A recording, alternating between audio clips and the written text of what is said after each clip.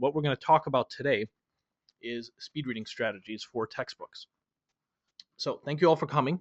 We're going to talk about how to read textbooks more efficiently. So when I talk about speed reading, I'm not just talking about reading very, very quickly, because obviously some of the material that you guys are dealing with is extremely technical material. So I want you to think of speed reading as kind of a productivity tool where you'll be able to go faster through the material, but think about it as overall time, because we know that when we're reading textbooks, sometimes we've got to take notes, sometimes there's diagrams or charts that we have to deal with. So sometimes you're not even reading at all. Sometimes you have to stop and analyze maybe a formula or a chart or diagram.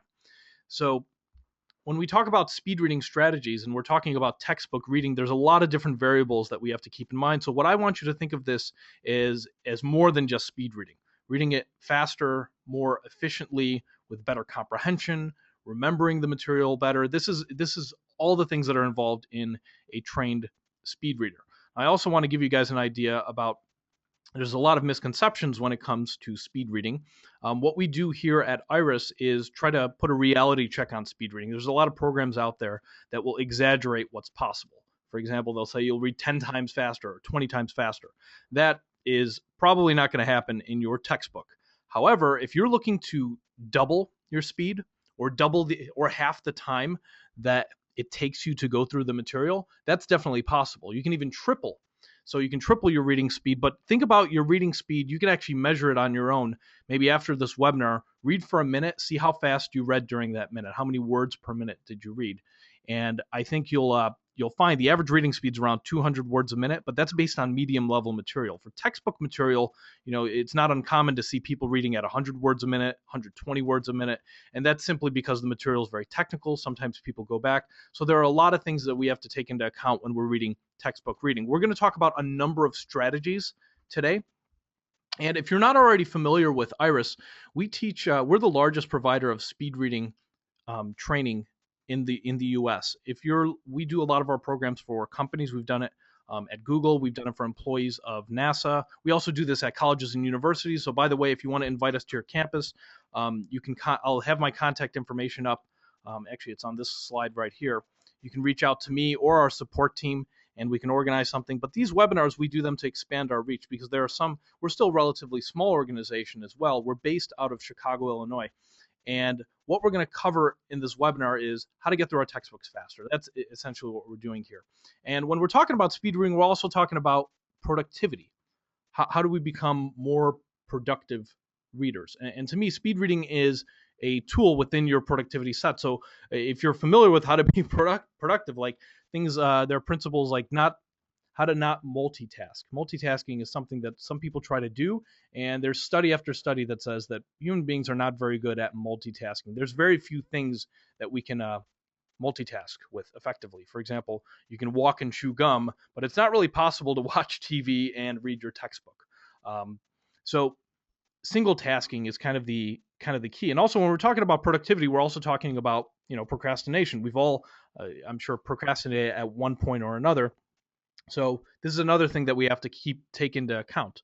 But we've all had situations where we kind of space out. You ever space out while you're reading? For example, you read a whole page of text and then you look up, like, I have no clue what I just read. This commonly happens, especially for people that are reading textbooks, because sometimes the material can be kind of dry. And so part of speed reading has to do with figuring out ways in which you can improve your focus. Because if you can improve your focus, you'll be able to read a little faster.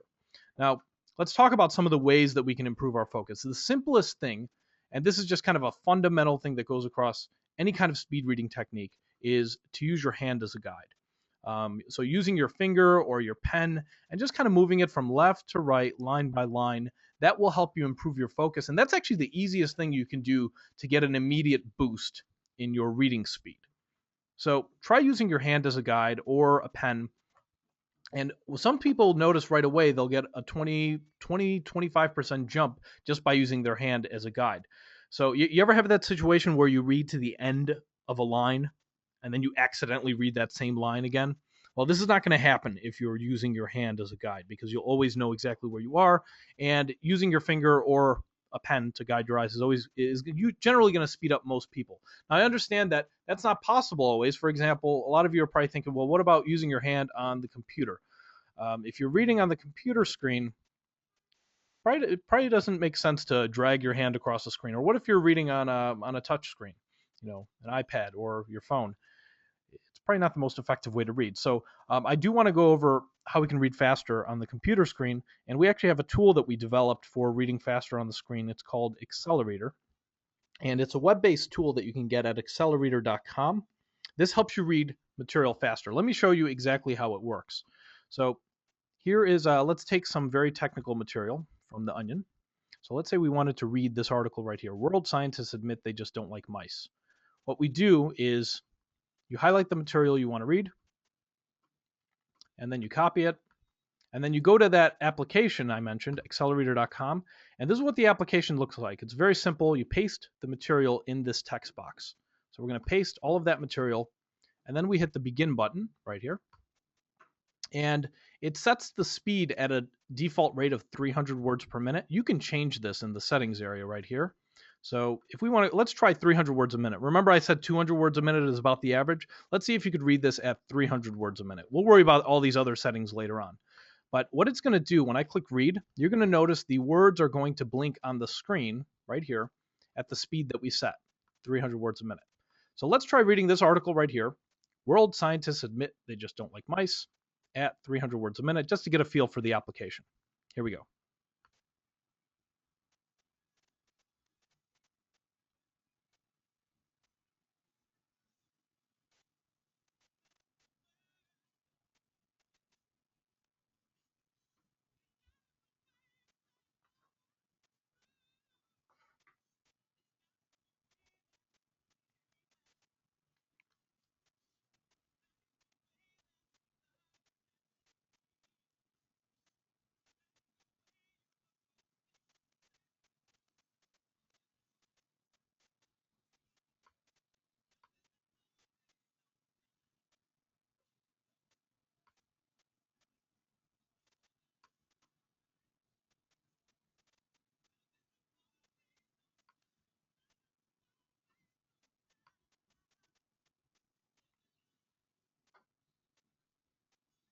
All right, let me pause it here. You guys get the idea. The words are blinking 2 at a time, and that's because in the settings I had it set for chunk size 2 words at a time.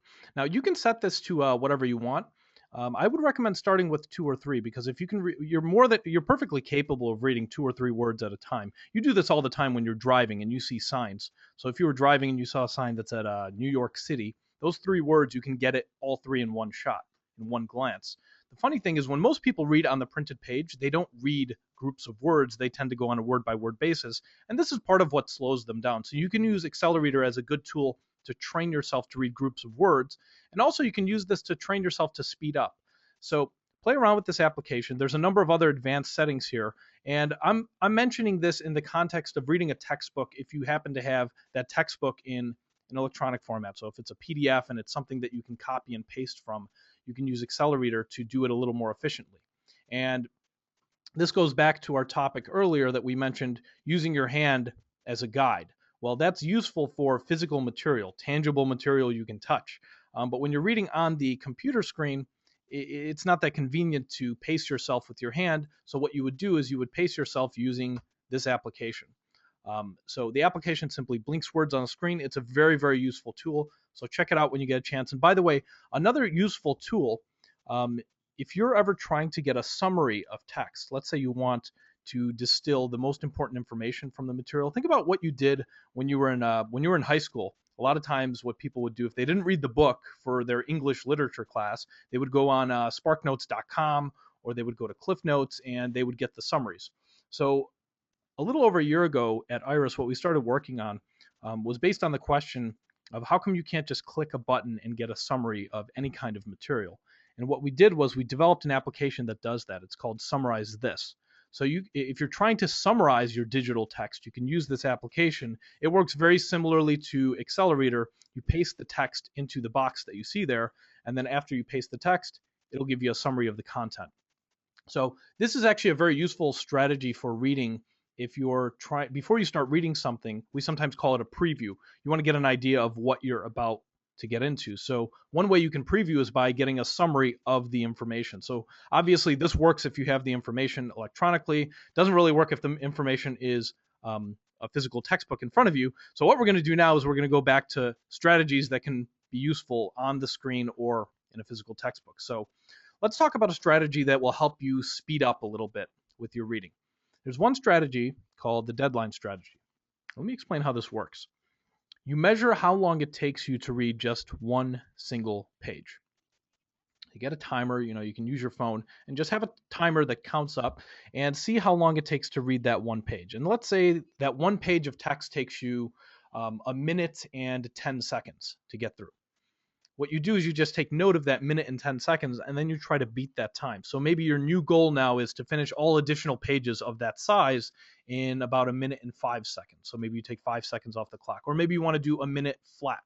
So this strategy can be useful for various types of material because all of us are reading different types of material. Sometimes you've got a full page of text. Sometimes you have maybe 500 words on a page. Sometimes it's 1,000. Whatever it is, you can measure how long it takes you to read exactly one page and then try to beat that time.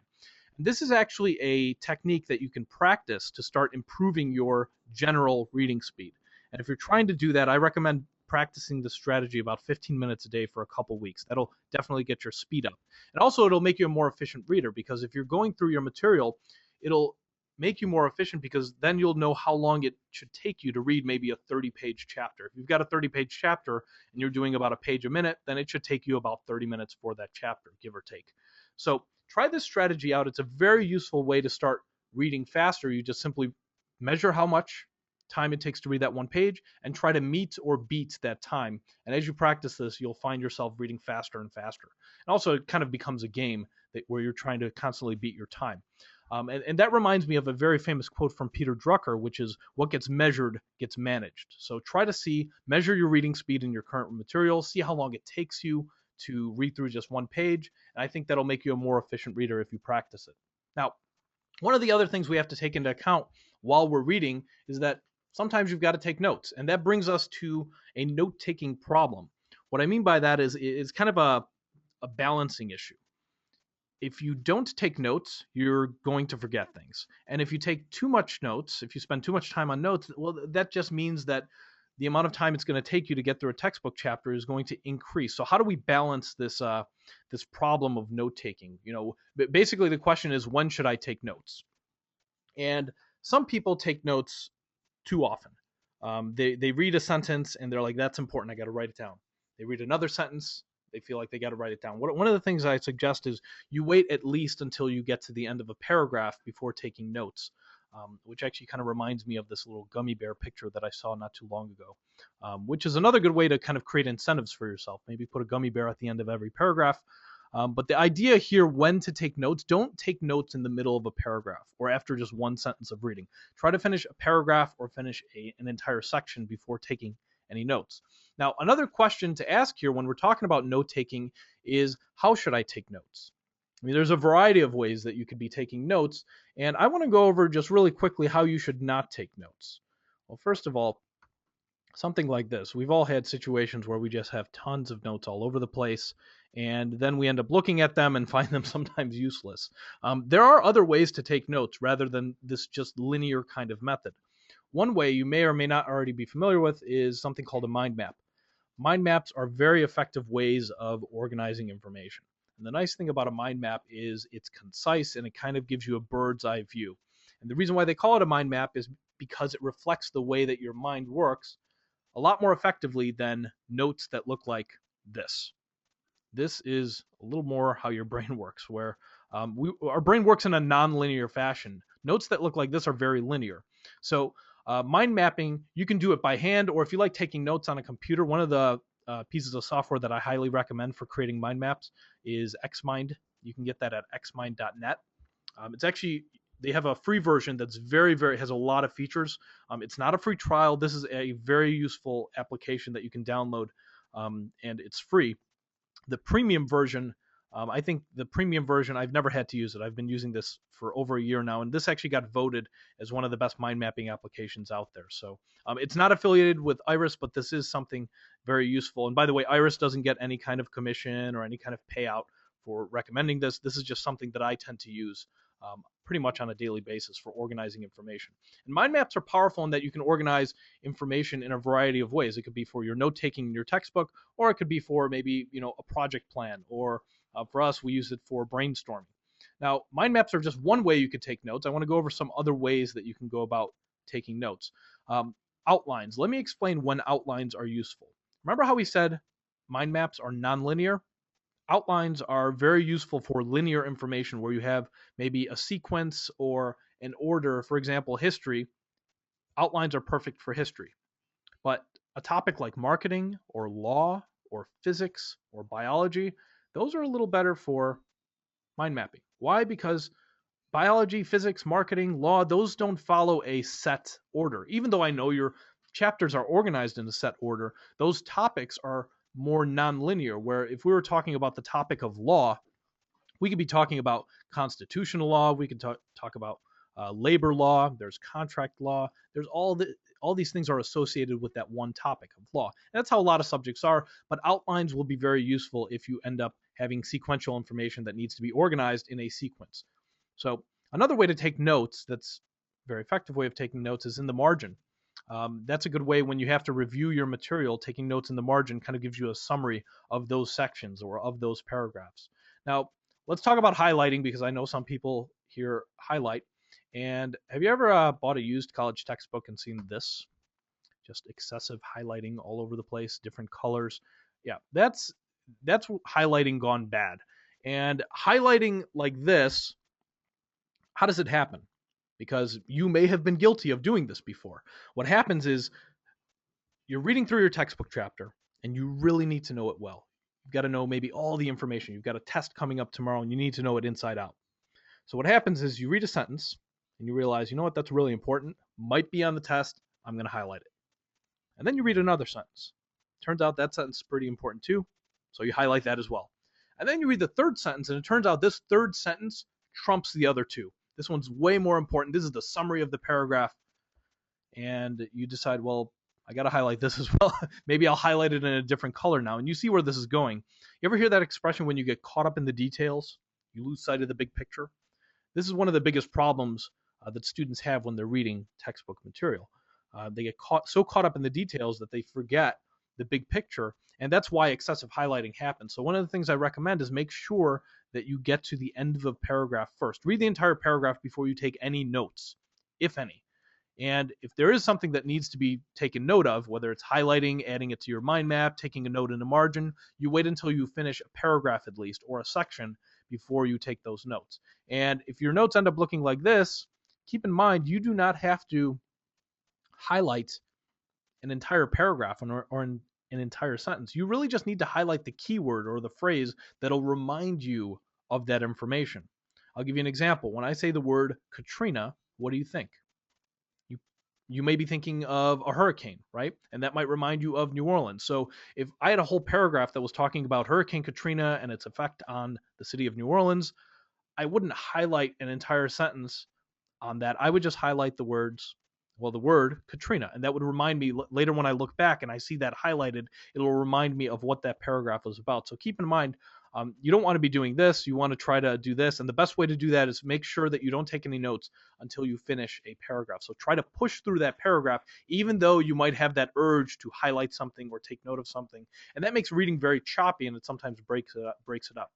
Now, if you're trying to get better at remembering information that you read, because one of the other things when we're talking about speed reading, if you go through a chapter very slowly, but end up forgetting everything at the end, well, then it might take you twice the time because you might have to read that chapter again. The same thing goes if you read it too quickly and you don't remember anything. So how can we go about remembering the information better?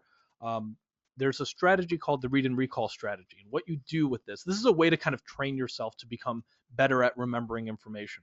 And that'll save you time in the end because you won't have to go back and reread as much. What you do in this strategy is you simply read a certain amount of text, and then you immediately take a note of whatever it is. So for example, you might read a paragraph and then you take a note on it. And when you're taking the notes, it's very, very quick and concise. Whatever is off the top of your head that you remember. So it might be a keyword or a phrase. So you read a paragraph, write something down. Read another paragraph, write something down. And the whole idea behind this strategy, the reason why you would do it, is to get your mind into your mindset into the frame of mind where you're thinking, what did I just read? What did I just read? So you're constantly thinking about that. And that'll help you also to focus better while you're reading through material. If you ever have situations where you're reading dry material, or if you feel very, very distracted, this is also a good reading strategy to follow, where you're constantly taking notes. Now, you don't have to follow this for all of your reading material. I'm just recommending it as something that you would practice. And this is another kind of a reading technique that I would practice maybe 15 minutes a day for a couple weeks.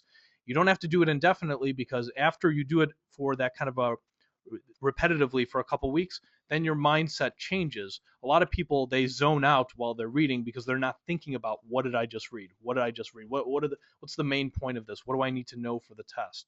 So try this strategy out. You read a paragraph of text, or maybe a whole section of text, and then you immediately write something down.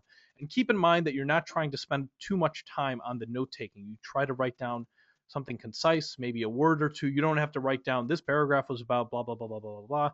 No long sentences like that, just quick words or phrases. Now, another strategy that you can use to boost your speed and also improve your comprehension is adjusting your reading speed. So what I mean by that is, I want you to think about, when you're driving a car, you don't always drive at exactly the same speed.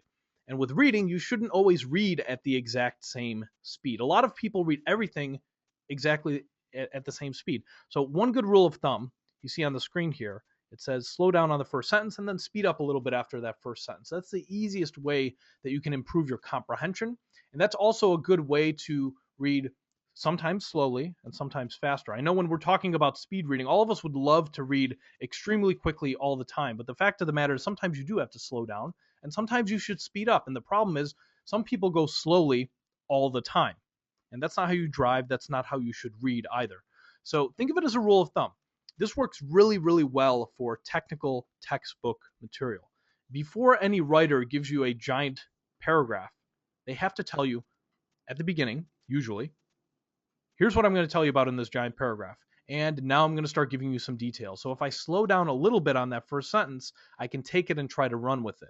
So when I say slow down, I don't mean go extremely slowly. I just mean go carefully. And then when I say speed up after the first sentence, I don't mean speed through the details and just ignore them. I mean go a little bit faster. Just like in a car, you're not putting the pedal to the metal, you're just accelerating a little. And then you slow down, speed up. And this is also another good way to improve your focus. And here's why changing your speed will improve your focus. If you go at exactly the same speed, it's very easy to zone out. Just like it's very easy to zone out when somebody is talking in a monotone voice. Why? Because there's no fluctuations in their voice. It makes it very easy to space out. Same thing when you're reading. If you're going at exactly the same speed, it's very easy to zone out on the material. And remember, we talked earlier about how important it was to use your hand or a pen to guide your eyes while you're reading. That's the other reason why you would do this. You can't really change up your reading speed. It's very difficult to change your reading speed without using your hand or a pen. If you're just staring at the page, it's very hard to go faster, go slower.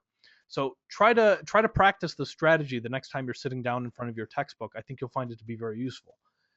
Now, another element of reading textbooks that's constantly happening is every so often we run into a diagram or a chart or a formula, something technical that we have to kind of analyze. We have to stop reading and analyze it. Now, I know it would be great to just kind of download that diagram into your head and fully understand it, but this is where we actually have to stop and do a little bit of analysis. And the faster we can do that analysis, or the more efficiently we could do it, the faster we're going to get through our chapter. So let me go over some strategies. And I know, this cartoon probably doesn't really demonstrate how your diagrams look, although sometimes the diagrams are so complex that they do end up looking like that.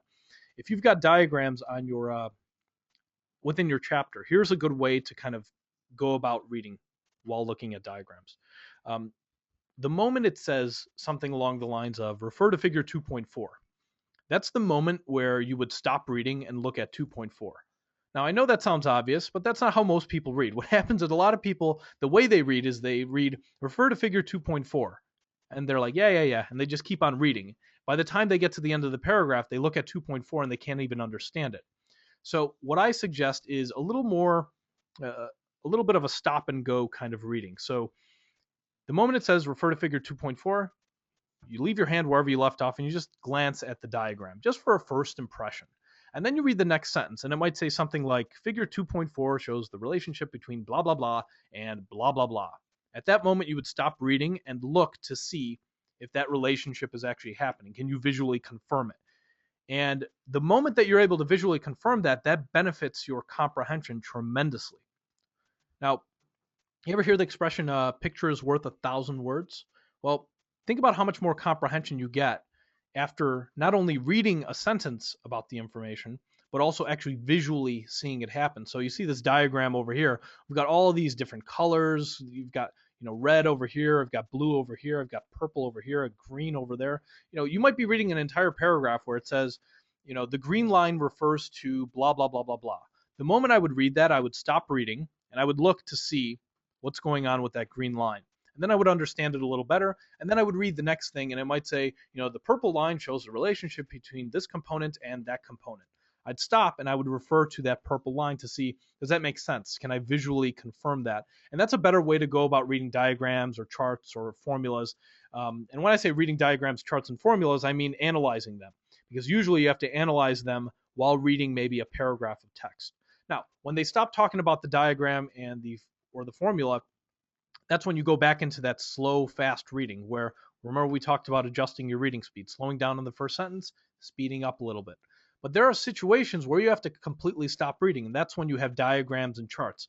You read a sentence, refer to the diagram. Read another sentence, refer to the diagram, and visually confirm your information, because what'll happen instead, a lot of people will read a whole page of text, look at the diagram, be completely confused, and then they have to reread that paragraph of text or that page. And sometimes they still don't get it, and they read it again and again. The better way to approach it is a little bit of a choppy way of reading. You read a sentence, refer to the diagram, and repeat until they're done talking about the diagram. Now, there's other situations where we're dealing with footnotes. When we have technical material, every so often you've got footnotes, and footnotes kind of come in, I would say, two varieties.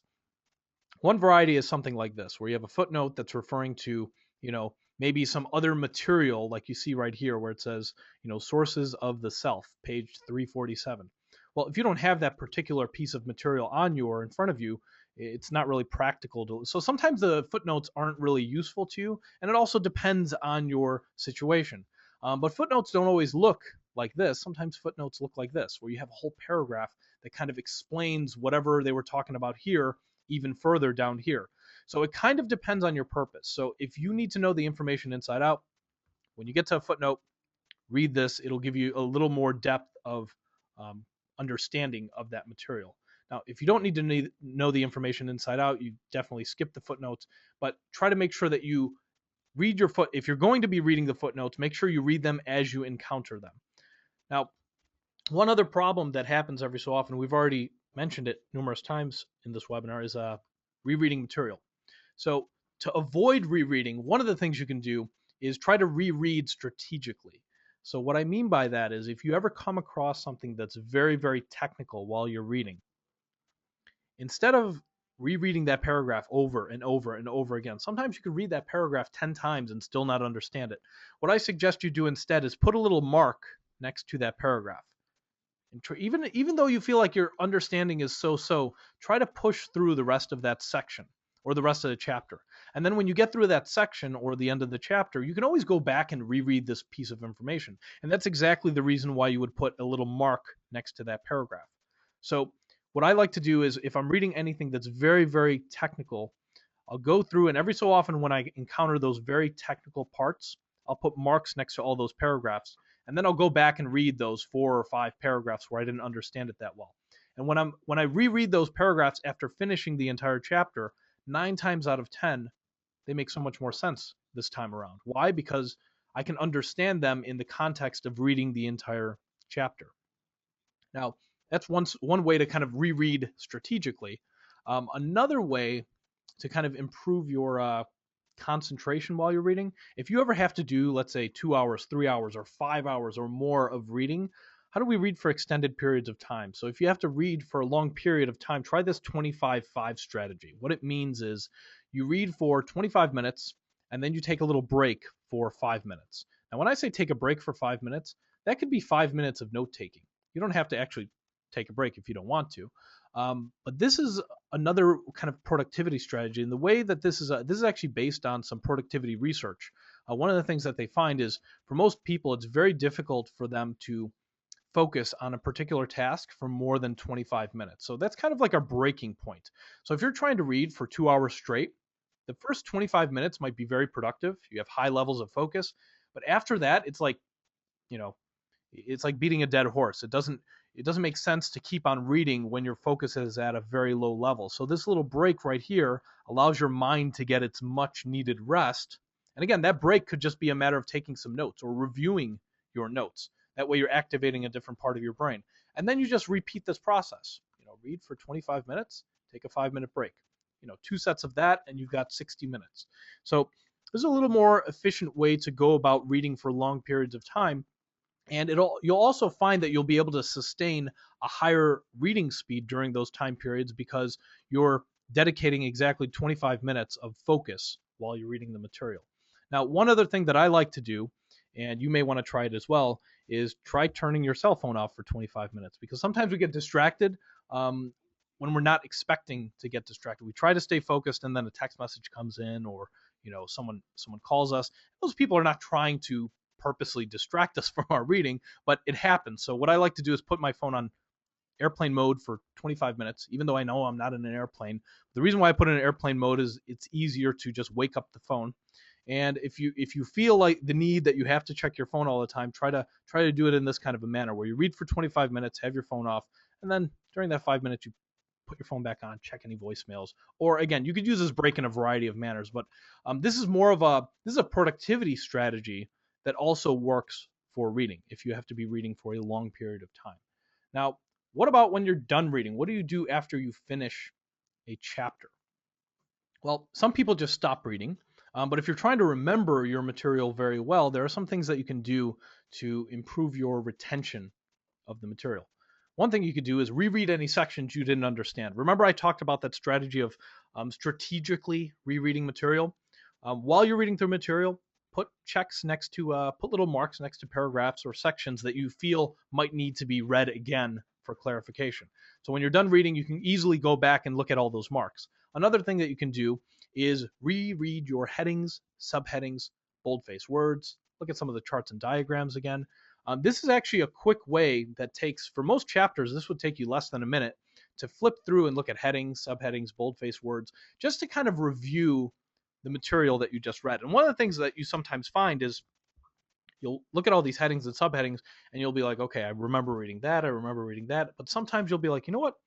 You read this heading and you can't remember anything about it. So sometimes we can't remember what we didn't remember. So you need to go back and reread material. So looking at those headings and subheadings is a good way to kind of isolate what's the information I know well, what's the information that needs to be read one more time.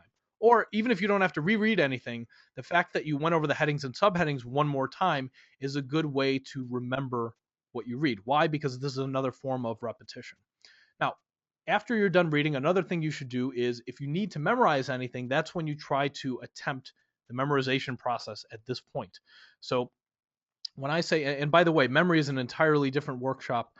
We actually have a whole course on memory that you can check out on our website, but you don't try to memorize things while you're reading the material. A lot of students make that mistake. Let's say you get to a diagram, and let's say you're a medical student and you need to understand or memorize the different parts, the structure of the heart. Well, the moment you come across that in your reading, you want to understand how it works. You read through, you analyze a diagram, and then you move on. But if you need to memorize that for the test, wait until you finish the entire chapter first before deciding what you're going to memorize. So don't try doing it while you're reading. Now, if you're able to kind of go through all these strategies and follow some of these tips, you should be able to read your textbook chapter a little bit more efficiently. And these are just strategies that kind of save time here and there. If you're trying to boost your overall general reading speed, we already talked about some of the strategies. Using your finger or your hand as a pacer, that's a good way to do it. If you have your text digitally, if If you have to maybe a PDF, you can use that Accelerator application to go through it faster. Um, but I want to go over for those of you that are familiar with us, and I know some of you are signed up for our in-person courses. If you want to come to one of our courses, we have a number of them scheduled. If you're in any of these cities on the screen, we actually have live 6-hour courses. These are courses that run on Saturdays and or Sundays. They're 9:30 to 3:30 p.m. local time, and they're $199 instead of $299. So that's a limited time discount if you want to check that out. If you don't want to go to an in-person course, you can check out one of our online courses. And we have a number of online courses that you can check out. There's a speed reading foundation course. So if you're just getting started with speed reading, this is a good course to kind of boost your rate. A lot of people starting out at 200 words a minute can find themselves doubling their reading speed. If you're trying to make even larger gains, we have a speed reading mastery course. There's a memory improvement course that we have if you're trying. And by the way, this memory improvement course goes beyond just remembering. Our speed reading courses focus on memory as well. But if you're looking for other topics of memory, maybe remembering people's names better and other memorizing presentations, the memory improvement course is a good one. And there's also a comprehension course. If you feel like you're already a fast reader and you're just trying to improve your comprehension, this is the course that you want to check out. We also have for those of you that really like mind mapping and want to kind of utilize it to just kind of optimize your ability to mind map various things, there's a mind mapping course. We also have a productivity and a focus course. So you can check those out on our website by clicking on the online courses area. Now, by the way, for those of you that submitted questions, what I'm going to do when we end the webinar, I'm going to look through some of these questions. We got a ton. We had a lot of people sign up for this webinar, so we've gotten kind of over flooded with questions. I'm going to try to make my way through most of the questions that are common questions. And if I don't get to your particular question, one of the things that I'll try to do, if you want, you can send as a private message in this chat box your question and your email, and I can try to get back to you if I don't get to that particular question. Or if you want, you can shoot an email out to me. My email is on the screen right here. For those of you that are attending this webinar, if you liked it, I hope you tell your friends about it. If you didn't like our webinar, tell your enemies about it, so that'll show them. And one of the things that we'll do is we'll try to keep you guys posted on other free webinars. We're going to try to do at least a few of these every month, and we'll keep you posted by email. So again, thank you all for attending, and have a great day.